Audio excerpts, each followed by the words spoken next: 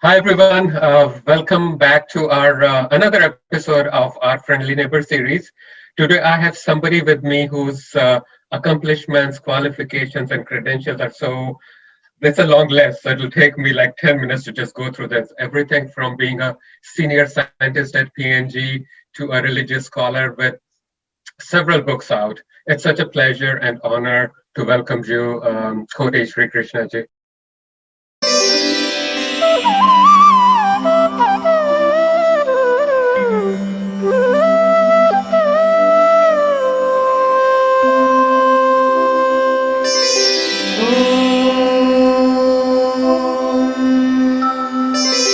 Namaste.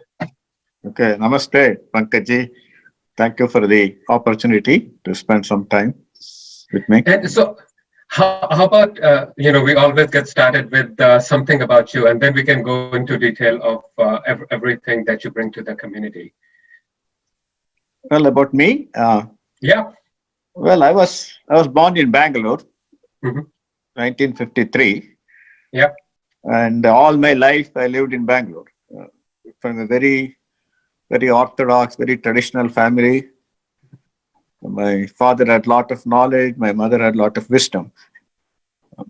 So I studied there. I got my PhD in Indian Institute of Science in biochemistry.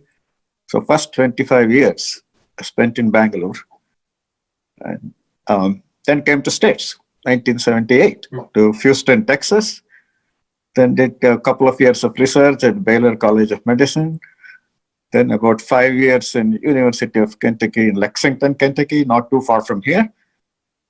Then that's where I got my green card. So in the bluegrass state, I got my green card, and then went to work for Phillips Petroleum Company for about 8 years in Oklahoma. Then came to Cincinnati to work for Merrill Dow Company, which is now called Avantis Sanofi in Hmm. 1993, and then shifted to Procter& and Gamble in 1997. And so this has been my longest stay in Cincinnati and longest career in Procter& and Gamble, almost 24 years now. And of course, Cincinnati has, even in Bottles Hill, Oklahoma, we're always interested in. There's only small, actually, Bottles Hill, Oklahoma had only like 20 Indian families representing 20 different states of India. No states repeated. So I really learned about India in Oklahoma because from people from different backgrounds and different parts of India. And we used to have, because it's a small community, there is no temple or anything, we started a chit chat club there to talk about Hinduism and things like that.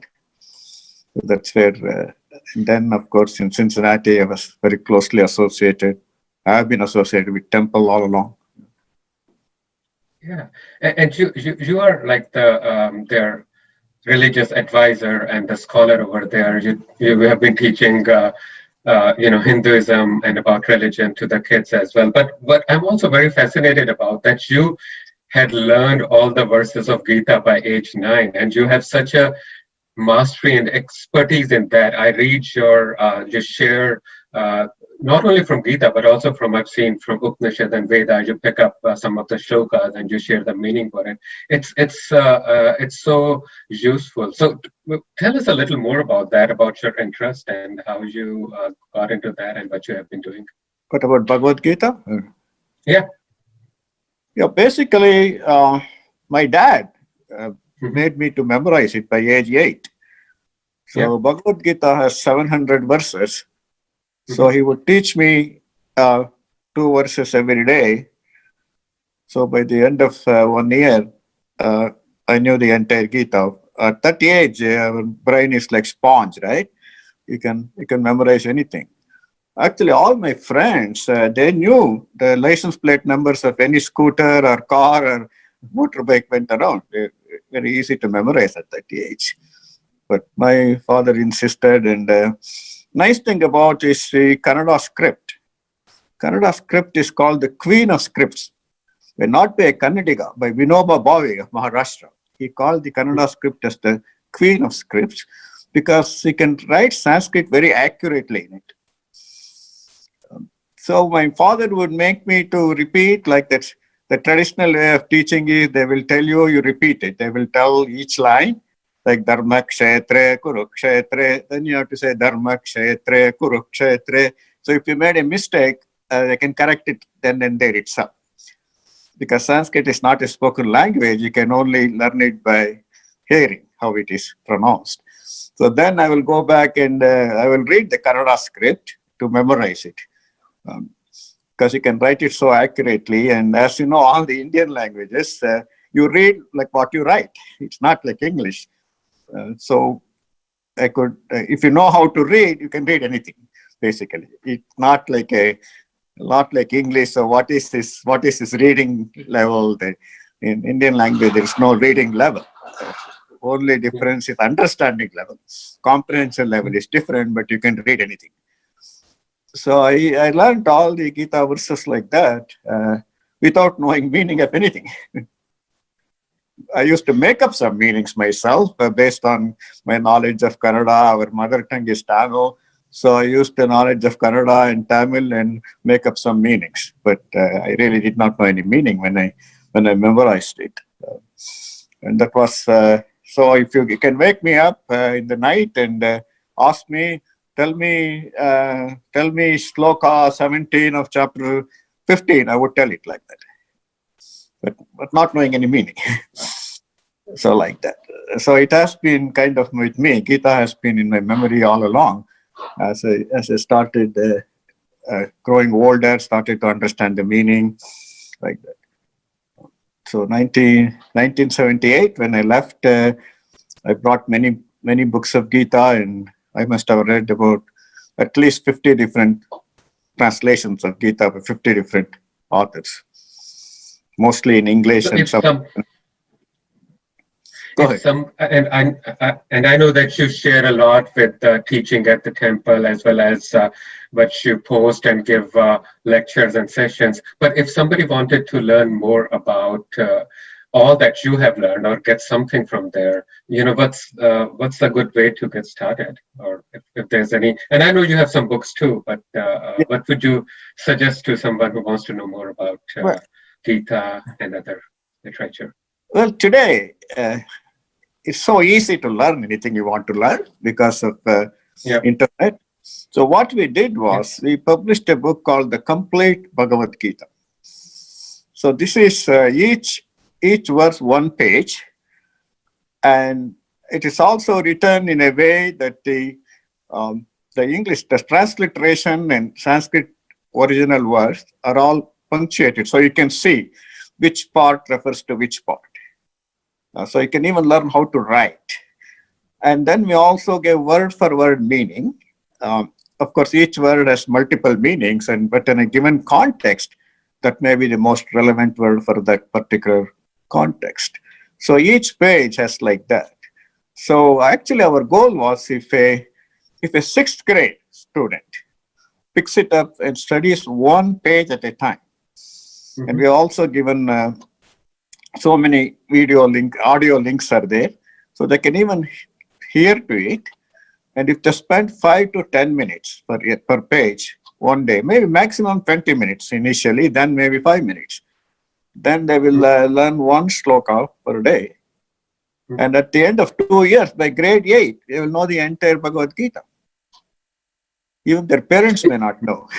So that was our goal. Also, it increases their vocabulary, because you're giving multiple meanings like adhikara like karmanyeva adhikaraste. Adhikara word has many meanings. Adhikara is control, adhikara is duty, adhikara is jurisdiction, right. All those things are adhikara. So that way they will also learn quite a few, expand their English vocabulary as well.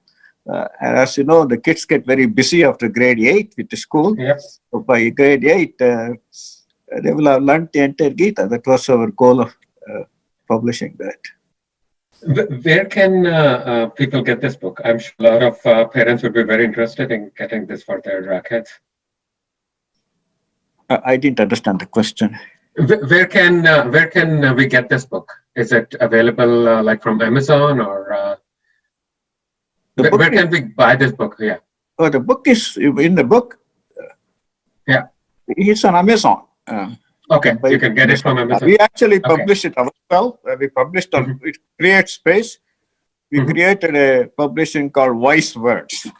Mhm. Wise Words means wisdom of India in simple English, simple Okay. English words. So it's available on Amazon, and Okay. it's also in 3 different volumes. So that way, it's not too heavy. Otherwise, it's Yeah. almost 900 pages. Uh, Yeah. we also you can also learn how to actually I made my daughter to write the entire Bhagavad-Gita with the original script. She had no problem Wow. writing, just by copying, and she wrote. I told her Krishna is the greatest charioteer. She wanted to start driving exactly at age 16. I said, first you have to write Gita, then I will get you. So she finished writing all the 700 verses. Then when she was ready, age 16, we got her to uh, driver's license and driving lessons. So actually, it's very Um, easy. And also, Devanagari is such a beautiful script to write. And yeah. a lot of children may already know if they are familiar with the Hindi writing in Hindi. The scripts are very similar. Also, Yeah. they can that way they can learn how to write also. Yeah. That's amazing. And I'm sure a lot of people will benefit from this book and the way you have put it together. Um, any other information that you want to share with the people on the group? Well, basically, I think a lot of our if you ask what is the greatest or the uh, summation of, because Hindu scriptures are countless.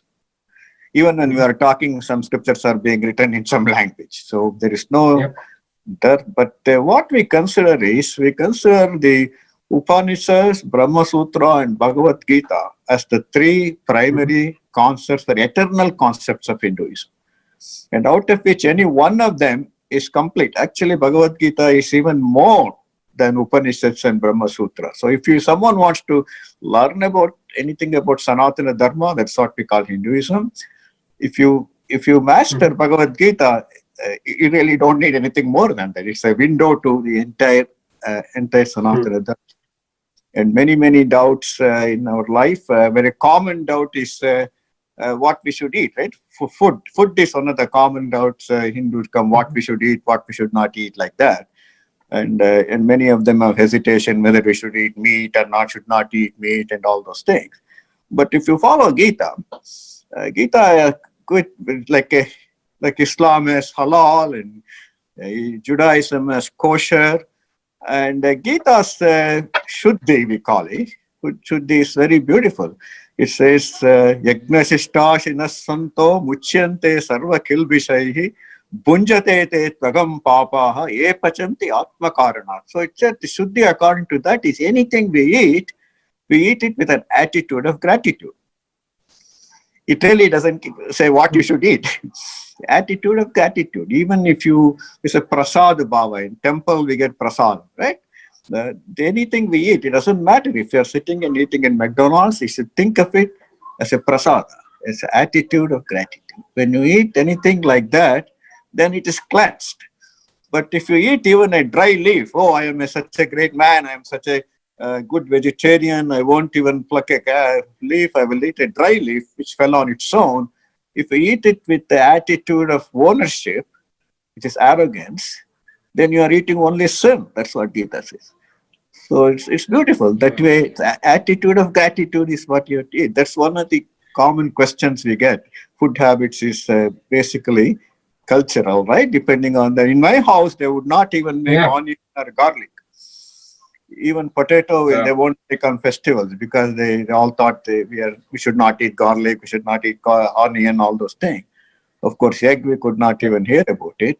But people ask me, are you vegetarian or non-vegetarian? I tell them I am tastarian. I eat anything that tastes good. There's So that always is one way whenever I Gita helped me. yes, whenever I speak with you, I learn so much, and this is I think this is my mantra from today's conversation: attitude of gratitude. I'll try to remember that. Yeah, And that's it. Thank you so much. I'm sure we'll continue these conversations and people will learn more. And I'm just amazed. Thank you so much, Koti Ji, for taking the time. Such a pleasure speaking with you. And thank Yeah, you for sharing. sure. Thank you. Thank you for the opportunity. Anytime, we'll connect again sometime. Thank you. Absolutely. Thanks.